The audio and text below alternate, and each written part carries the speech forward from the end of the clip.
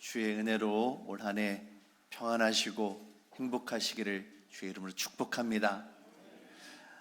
우리 장로님께서 기도해 주셨는데요. 우리 송구영신 예배 마치고 나서 몸살이 조금 왔어요. 그래서 좀 며칠 좀 아팠는데 또 주일날 또 말씀을 증거하실 수 있도록 하나님께 또 일으켜 세워 주셨습니다. 모든 것이 주의 은혜인 줄로 믿습니다. 정말 금요일까지만 해도 주일 어떻게 성전을 지킬 수 있을까 걱정되었었는데 그래도 하나님께도 힘 주셨네요. 또 여러분 기도해 주시기를 바랍니다. 또 내일부터 계속해서 이제 저녁 기도회를 강행군을 하게 되어질 텐데 체력 다하지 않도록 끝까지 주어진 사명 잘 감당할 수 있도록 기도해 주시고 여러분들도 은혜 사모하는 마음으로 함께 참여해 주시길 바라겠습니다. 여러분들께서 저를 도와주시는 가장 좋은 방법은 저녁 기도에 빠지지 않고 참여하시는 겁니다. 여러분 성도님들 은혜 받는 모습 보면은 저도 힘내고 함께 우리 가운데 하나님의 역사하심을 더욱더 누리게 되어질 줄로 믿습니다. 오늘 설교 제목은 너는 피투성이라도 살아있으라입니다. 올 한 해 우리 행복한 교회의 표현은 예수의 생명으로입니다. 여러분 다시 한번 우리 함께 따라해 볼까요? 예수의 생명으로. 네, 맞습니다. 예수의 생명으로 우리의 삶이 충만해야 되는 줄로 믿습니다.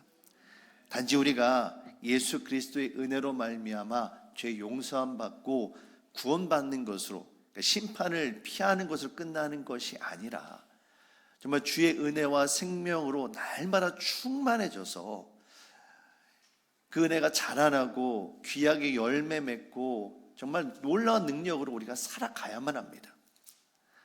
그런데 중요한 것은 이와 같은 예수님의 그 생명의 은혜를 생각하기 이전에 앞서서 우리가 과연 어떠한 존재이기에 하나님께서 저와 여러분들을 이처럼 사랑하시는가, 이 부분에 대해서 우리는 먼저 생각해 봐야만 합니다.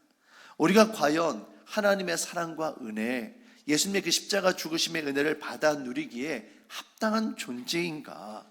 예수님께서 정말 저와 여러분들을 구원하시기 위하여 그렇게 죽으셨는데 정말 우리가 그럴 만한 존재인가를 먼저 생각해 봐야만 합니다. 그렇지 않고 그냥 무턱대고 그냥 덮어놓고 그냥 지나간다라면 저와 여러분들을 향한 주님의 은혜는 그냥 값싼 은혜가 되어버리고 말 것입니다. 성경은 우리가 아직 죄인되었을 때에 그리스도께서 우리를 위하여 죽으심으로 저와 여러분들을 향한 아버지 하나님의 사랑을 확증하셨다라고 이야기합니다. 우리가 의인이 되었을 때가 아닙니다. 사랑받을 만한 존재가 되었을 때가 아닙니다. 아직 죄인 되었을 때, 죄로 인하여 멸망의 자식으로 죽을 수밖에 없었을 바로 그때에 주께서 저와 여러분들을 사랑하셨다라고, 그래서 저와 여러분들을 위하여 죽으셨다라고 성경은 우리에게 분명하게 이야기하고 있습니다. 우리는 하나님의 자녀가 아닙니다. 예수님의 십자가 사랑과 은혜가 아니었다면 멸망할 수밖에 없는 세상에 속한 멸망의 자식들이 바로 저와 여러분들이었습니다. 에베소서 2장 3절에서 5절 말씀을 보시면 성경은 이렇게 이야기합니다. 전에는 우리도 다 그 가운데에서 우리 육체의 욕심을 따라 지내며 육체와 마음에 원하는 것을 하여 다른 이들과 같이 본질상 어떤 자녀였다고 합니까? 진노의 자녀였다고 이야기합니다. 그런데 그런 우리들을 어떻게 하십니까? 3절입니다. 긍휼이 풍성하신 하나님이 우리를 사랑하신 그 큰 사랑을 인하여 아버지 하나님의 저와 여러분들 불쌍히 여기시는 그 긍휼의 은혜로 말미암아 저와 여러분들을 사랑하셔서 어떻게 은혜를 베풀어 주셨습니까? 4절입니다. 허물로 죽은 우리를 그리스도와 함께 우리를 어떻게 하셨습니까? 살리셨고 그의 은혜로 말미암아 우리는 구원을 받은 자임을 여러분 믿으시길 바랍니다. 성경은 이처럼 죄로 인하여 죽었던 우리들을 구원하시고 살리시는 아버지 하나님의 사랑과 은혜를 성경 곳곳에서 이야기합니다. 저는 오늘 그 가운데 특별히 에스겔 16장의 말씀을 여러분들과 함께 나누길 원합니다. 이 말씀을 통해서 우리가 원래 어떤 존재였는지를 다시 한번 확인하고 그런 우리들을 사랑하신 아버지 하나님의 은혜와 사랑이 얼마나 귀한 것인지 다시 한번 깨닫고 감사할 수 있는 저와 여러분들이 되시길 바라겠습니다. 에스겔의 말씀은 이스라엘의 역사상 가장 암울하고 가장 비참한 시기에 주어진 말씀입니다. 에스겔이 활동하던 시기에 이미 북이스라엘은 멸망해서 없어진 때입니다. 남유다마저도 바벨론에 의해서 3번이나 침공을 받았고요. 결국 BC 586년에 예루살렘 성전이 파괴되고 남유다는 멸망하게 됩니다. 남유다의 마지막 왕이었던 시드기야는 바벨론 군사들을 피해서 도망을 치다가 결국 붙잡혀서 자신이 보는 두 눈 앞에서 자신의 왕자들이 다 죽임을 당하는 모습을 보게 되어지고요. 자신의 두 눈마저 뽑힌 채로 바벨론으로 끌려가서 그곳에서 죽게 되어집니다. 정말 비참한 최후를 맞이하게 되어지죠. 에스겔 15장의 말씀을 보시면 예루살렘에 임하게 될 하나님의 심판을 예언을 하고 있습니다. 그런데 말씀을 보시면 예루살렘이 마치 불에 던져진 땔감 같다라고 이야기합니다. 불로 인해서 활활 타버릴 것이고 황폐하게 될 것이다라고 성경은 이야기합니다. 대표적으로 한 절만 말씀을 보시면 15장 8절 말씀입니다. 내가 그 땅을 황폐하게 하리니 이는 그들이 범법함이니라. 나 주 여호와의 말이니라 하시니라. 성경에서 나 주 여호와의 말이니라 라는 표현은요, 하나님께서 말씀하셨고 하나님께서 이 말씀을 반드시 성취하실 것이다 라는 확증입니다. 도장을 찍는 거예요. 그런데 하나님께서 무엇을 약속하십니까? 내가 그 땅을, 예루살렘을 황폐하게 하리라, 무너지게 하리라, 파괴하게 할 것이다 라고 말씀하고 계십니다. 15장은 이처럼 무서운 말씀입니다. 이스라엘 백성들의 범법함으로 말미암아 그들이 하나님의 은혜로, 하나님의 심판으로 파괴될 것을 이야기하는 아주 무서운 말씀이 15장의 말씀이에요. 그런데 에스겔 전체를 볼 때 15장은 가장 짧습니다. 8절밖에 되어지지 않아요. 심판의 결과로 파괴될 것을 이야기하는 것은 8절밖에 되지 않습니다. 그런데 이어지는 16장은 왜 너희들이 이처럼 멸망할 수밖에 없었는지 아느냐, 그 이유를 설명하시는 장이에요. 그런데 16장이 에스겔 전체에서 가장 깁니다. 63절이나 되어집니다. 여러분들, 하나님께서 정말 이스라엘 백성들을 심판하고 끝장내기를 원하셨다면 이렇게 길게 왜 그들이 심판받을 수밖에 없었는지 그 이유를 설명하셨을까요? 우린 여기에서 하나님의 진심을 발견할 수가 있습니다. 하나님의 진심은 심판에 있지 않았던 겁니다. 왜 너희들이 이렇게 심판을 맞이했는 줄 아느냐?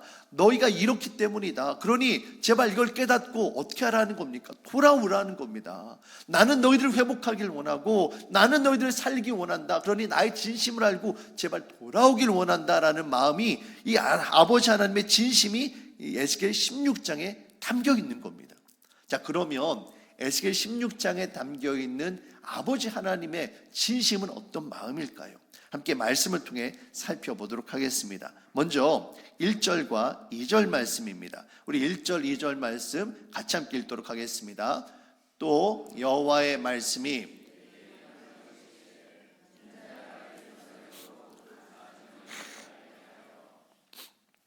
에스겔을 통해 하나님의 말씀이 증거됩니다.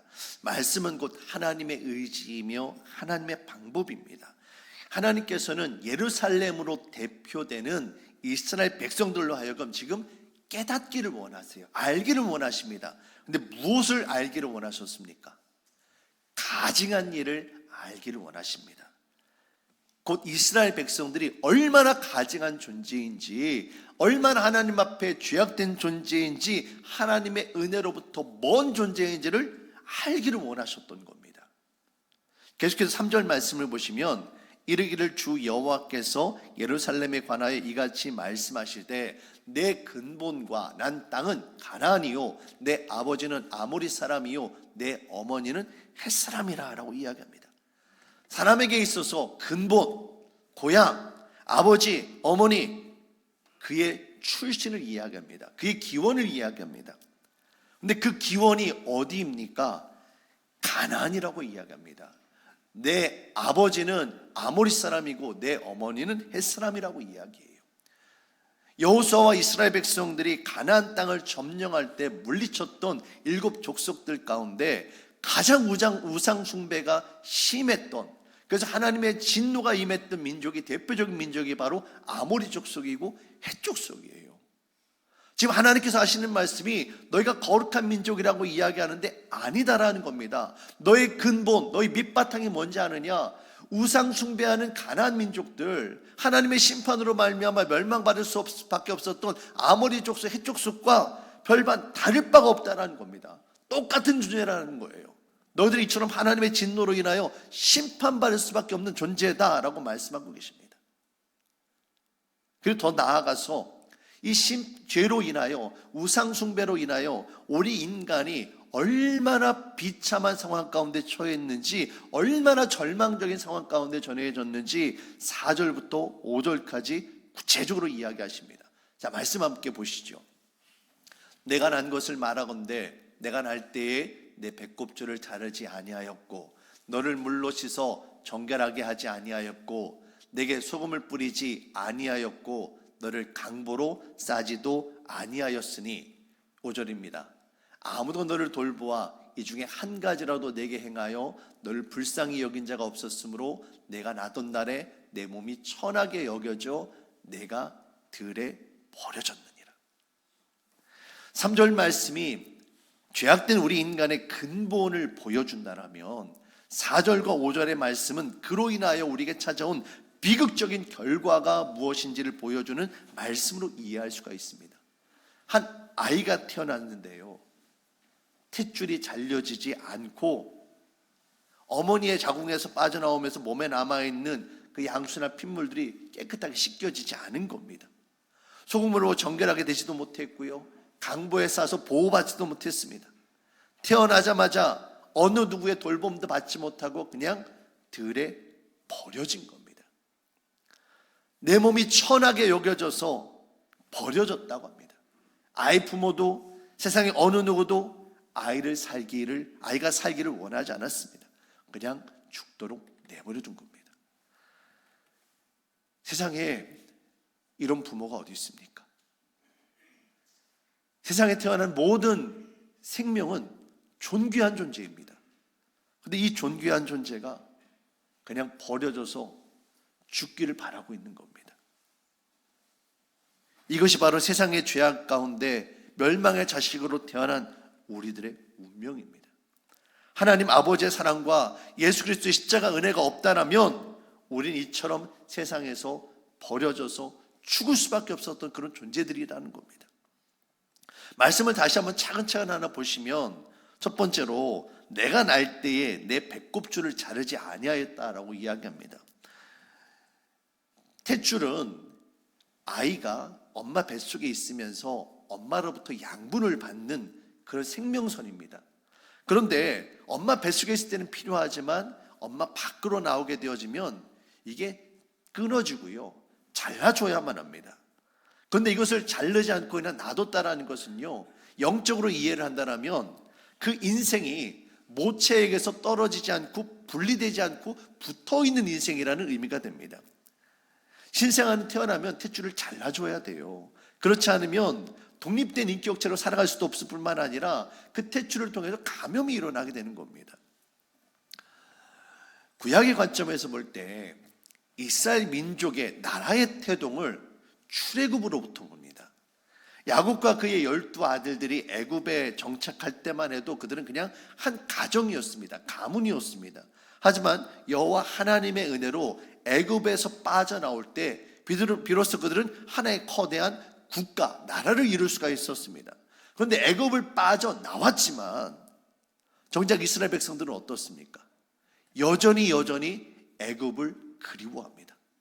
몸은 애굽에서 빠져나왔는데 마음은 여전히 애굽에 남아있는 거예요.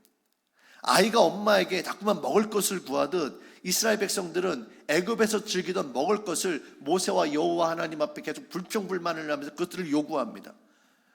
우리가 정말 죽을 것이 없어서 이 광야로 우리 인도해서 죽게 만들었느냐고. 우리 애굽에서는 값없이 생선도 먹고 오이와 참외와 부추와 마늘 이런 것들 마음껏 먹었는데 이 광야에서는 아무것도 없다고 불평불만을 털어놓습니다. 여러분, 이스라엘 백성들이 애굽에서 종으로 살았거든요. 종으로 살면서 먹으면 과연 얼마나 대단한 것을 먹었겠습니까? 그런데 그걸 그들이 부러워하고 그리워하고 있는 겁니다. 이스라엘 백성들이 그들의 역사 가운데 위기가 찾아오면 항상 그들은 어디를 그리워합니까? 애굽을 그리워합니다. 애굽으로 도망치고요, 애굽을 붙잡고요, 애굽을 벗어나질 못하는 거예요. 애굽을 떠나야만 하나님을 의지하는데 애굽에 여전히 남아있는 겁니다. 사랑하는 성도 여러분, 진정한 출애굽이 무엇입니까? 애굽을 완전히 벗어나는 것 아닙니까? 애굽을 그리워하지 않고 애굽으로부터 자유하게 되고 애굽을 끊어내야만 하는 거예요. 우리가 예수님을 믿어서 구원받았다라면 세상 욕심으로부터, 세상 즐거움으로부터 우리가 분리되어지고 우리가 끊어져야만 합니다. 그런데 우리는 어떻습니까? 여전히 하나님께 온전히 나아가는 것이 아니라 세상과 붙어 있고요, 세상과 떨어지지를 않는 겁니다. 세상과 떨어져 있으면 내가 불안해요. 세상과 떨어져 있으면 내가 왠지 죽을 것만 같은 거예요. 채워지지 않을 것만 같은 겁니다. 성경은 우리에게 오직 주의 나라와 의를 구하라, 너희 아버지께서 너희 먹을 것과 입을 것들을 채우지 않겠느냐, 하나님을 바라보라고 이야기하는데 우리는 여전히 계속 세상과 붙어 있는 겁니다. 사랑하는 성도 여러분, 우리의 영적인 탯줄을 잘라야만 합니다. 세상으로부터 연결되어 있던 것을 끊어내고 주님께로 온전히 나아갈 수 있는 저와 여러분들이 되시길 바라겠습니다. 두 번째로 이 아이를 보면 물로 씻어서 정결하게 하지 아니하였다라고 성경은 이야기합니다. 신생아가 엄마 뱃속에서 나오게 되어지면 태반과 양수와 그리고 때로는 피도 이렇게 묻어 나오기 마련입니다. 그걸 어떻게 합니까? 따뜻한 물로 깨끗하게 씻어줘야죠. 그렇지 않으면 어린아이의 피부에 이것들이 남아서 이것이 썩어지고 감염을 일으키는 일이 벌어집니다. 결국에는 아이는 죽게 되죠. 더 심각한 문제는요, 이 몸에 남아있는 이 냄새로 인하여 지금 들에 버려진 이 아이가 그 냄새로 인하여 누가 찾아옵니까? 들짐승들이 찾아와서 이 아이를 잡아먹게 되는 그런 일이 벌어지게 된다는 겁니다. 죄의 속성이 그렇습니다. 죄가 우리 안에 있으면요, 이걸 씻어내지 않으면 죄는 또 다른 죄를 불러오기 마련이고요, 죄로 인하여 죄의 삭은 사망이 되어지는 거거든요. 우리에게 있는 죄와 허물들을 우리가 깨끗하게 씻어내야만 합니다. 물로 씻어 정결하게 한다라는 말씀은 우리에게 있는 이 부정함을 성경에서 물로 표현되어지는 이 말씀으로, 주의 성령으로, 주 예수 그리스도의 십자가 보혈의 은혜로 말미암아 저와 여러분들을 깨끗하게 씻어야 된다는 것으로 이해할 수가 있습니다. 에스겔에서 물은 하나님의 말씀 또는 말씀의 영이신 성령으로 이해할 수가 있습니다. 에스겔 36장의 말씀을 보시면 성전에서 나오는 물의 그 비유가 있습니다. 환상이 있죠. 그처럼 하나님의 영, 하나님의 말씀으로 말미암아 우리들이 깨끗하게 씻김 받아야만 하는 겁니다. 대표적으로 에스겔 36장 25절 말씀을 보시겠습니다. 맑은 물을 너희에게 뿌려서 너희로 정결하게 하되 곧 너희 모든 더러운 것에서와 모든 우상 숭배에서 너희를 정결하게 할 것이며, 주의 말씀으로 말미암아 우리가 깨끗하게 씻김 받아야만 하는 겁니다. 여호와 하나님께서 모세를 통하여 이스라엘 백성들에게 십계명과 율법의 말씀을 주신 이유가 무엇입니까? 너희가 다 그것들을 지켜 행하라. 행하지 않으면 너희들 벌 받을 거야, 심판 받을 거야, 멸망할 거야. 여러분, 그런 목적으로 하나님께서 그런 말씀을 주신 것입니까? 아니에요. 그렇지가 않습니다. 말씀을 통해서 우리에게 허물이 있는 것이 무엇인지를 보고 그것들을 씻어내라는 겁니다. 무엇보다도 하나님의 도우심과 은혜가 없으면 우리가 살아갈 수 없는 존재, 죄인임을 깨닫고 그렇게 해서 우리를 씻으시는 하나님의 은혜를 간구하고 하나님의 은혜, 하나님의 물이신 성령의 은혜로 말미암아 우리가 씻김 받을 때 우리에 있는 우상 숭배와 제약들을 멀리하게 되어지고 하나님께서 거룩하게 빚으신 존귀한 존재로 태어나게 된다라는 그 말씀을 우리에게 주고 계시는 겁니다. 그런데 이스라엘 백성들은 입술로는 말씀을 지켜야 한다라고 하지만 그들의 삶을 통하여, 그들의 마음을 통하여 온전히 주의 말씀을 지켜야 했느냐? 그렇지가 않았다라는 겁니다. 그들 마음의 입술로는, 겉으로는 예배를 드린다고 하지만, 말씀을 사모한다고 하지만 정작 뒤로는 금송아지를 만들고 우상을 숭배하고 하나님을 의지하는 것이 아니라 세상을 의지하는 그런 존재들이 바로 이스라엘 백성들이었습니다. 사랑하는 성도 여러분, 말씀으로 말미암아 우리가 정결하게 씻김 받아야만 합니다. 히브리서 4장 12절 말씀입니다. 하나님의 말씀은 살아있고 활력이 있어 좌우에 날선 어떤 검보다도 예리하여 혼과 영과 및 관절과 골수를 찔러 쪼개기까지 하며 또 마음의 생각과 뜻을 판단하나니. 말씀으로 말미암아 무엇을 판단합니까? 우리의 마음과 생각과 뜻을 판단하는 거예요. 우리의 마음과 생각과 뜻 가운데 하나님께서 원하시지 않는 부정한 것들, 죄악된 것들이 있는지 판단하고 이것을 쪼개고 잘라내는 겁니다. 마치 제사장이 희생제물을 가지고 와서 거기에 있는 부정한 것들을 잘라내고 각을 떠서 온전한 거룩한 제물로 하나님 앞에 드리는 것처럼 주의 말씀으로 우리에게 있는 허물들이 씻어져야만 하는 겁니다. 사랑하는 성도 여러분, 말씀으로 말미암아 정결하게 씻김 받는 저와 여러분들이 되시길 바라겠습니다. 세 번째로, 이 아이가 소금이 뿌려지지 않았고 강보로 쌓이지 아니하였다라고 이야기합니다.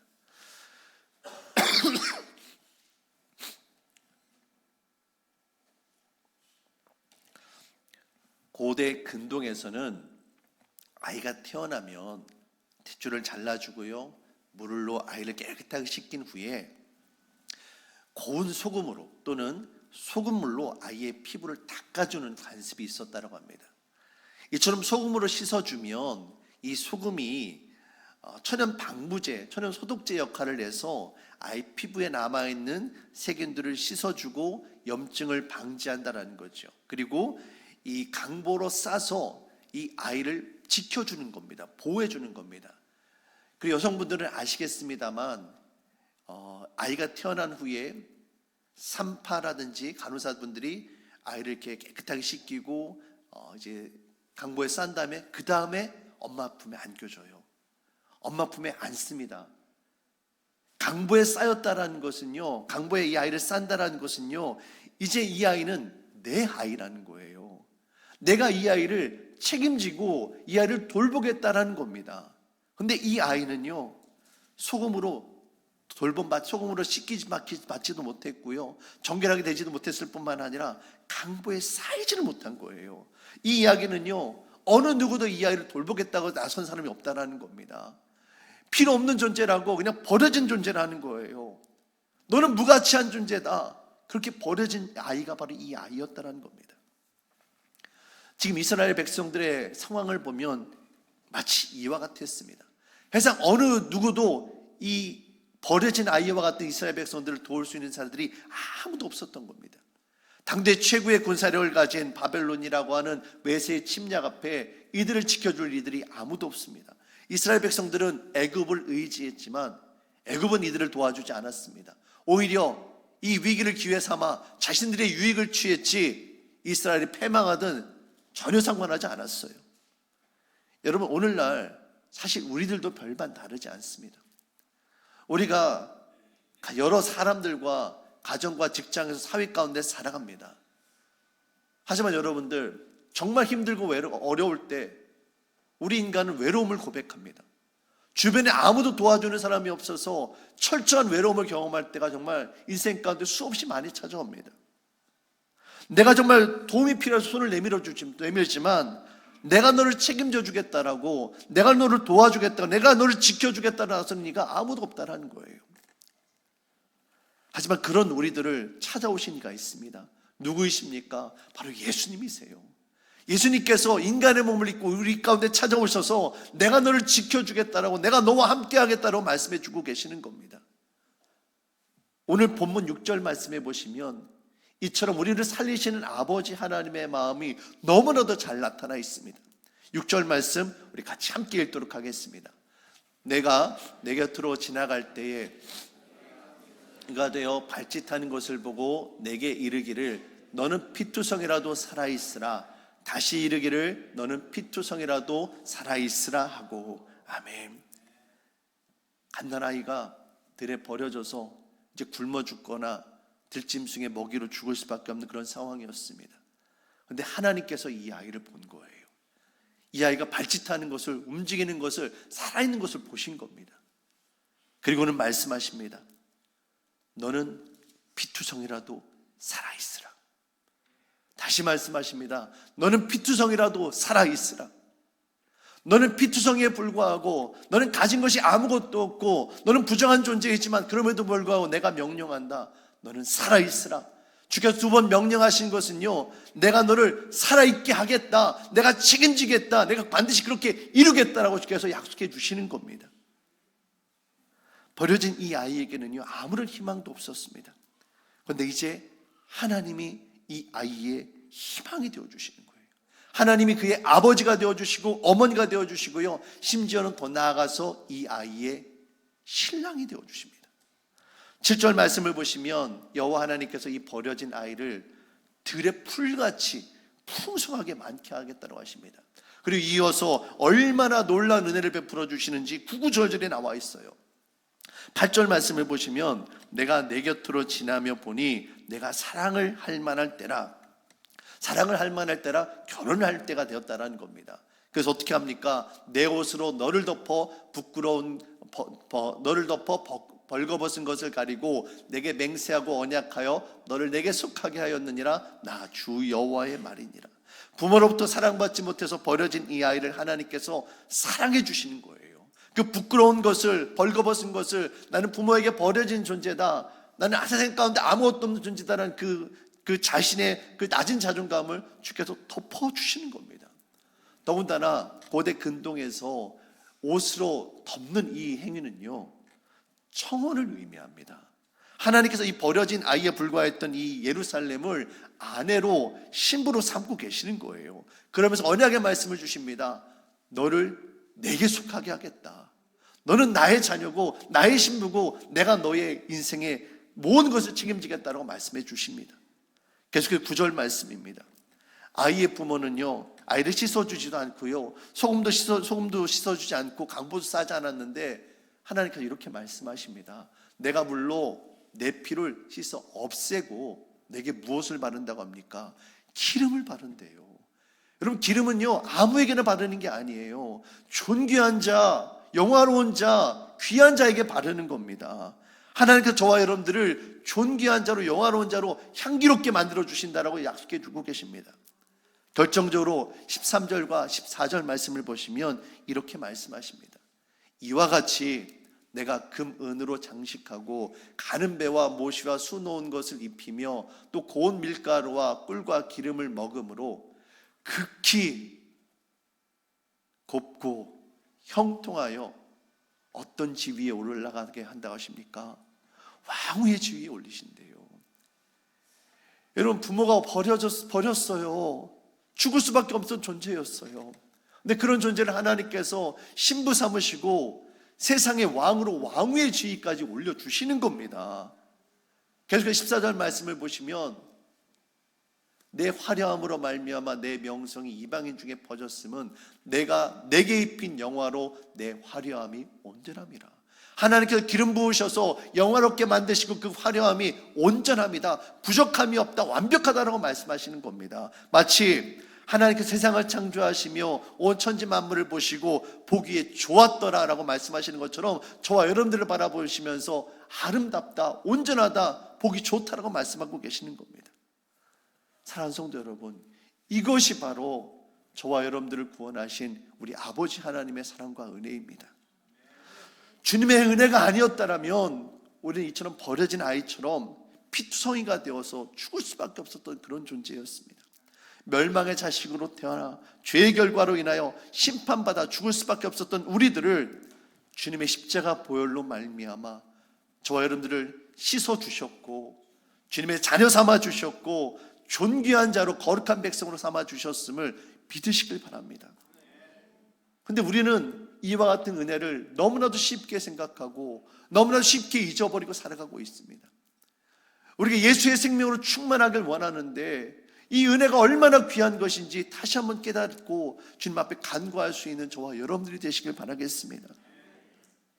주님은 오늘도 우리들을 사랑하고 계십니다. 너는 피투성이라도 살아있으라. 오늘 주님은 우리에게 다시 한번 말씀하고 계십니다.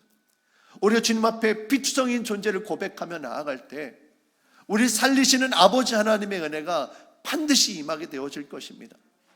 우리가 주님 앞에 자랑할 것은 아무것도 없습니다. 원래 우리는 이런 존재였어요. 근데 그런 우리들을 주께서 주의 자녀 삼아 주셨습니다. 예수의 생명으로 충만한 저와 여러분들 되시길 바랍니다. 주님은 오늘도 우리에게 말씀하십니다. 내가 너를 사랑한다.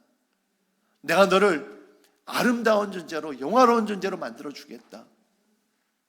너는 피투성이라도 살아있으라 명령하시는 아버지 하나님의 말씀 앞에 순종하며 오늘도 예수의 생명으로 살아가는 저와 여러분들 모두가 되어주시기를 주의 이름으로 축원합니다. 사랑해 주님, 참으로 감사합니다. 우리는 정말 피투성이에 불과했고 버려진 존재로 죽을 수밖에 없는 존재들이었습니다. 그런 우리들을 주께서 찾아와 주셨으며 다시 한번 예수의 생명으로 살아갈 수 있도록 인도해 주셨습니다. 우리를 부르신 아버지 하나님의 사랑과 은혜를 우리는 감히 측량할 수도 없고 하나님 그것에 어떻게 보답할 수도 없습니다. 우리가 온전히 누릴 수 있는 것은 그저 하나님의 은혜와 사랑 가운데 살아가는 것입니다. 하나님 그 사랑과 은혜를 온전히 누리면서 살아갈 수 있도록 주님 인도하여 주시옵소서. 모든 것 주께 감사드리며 예수님의 이름으로 기도합니다. 아멘.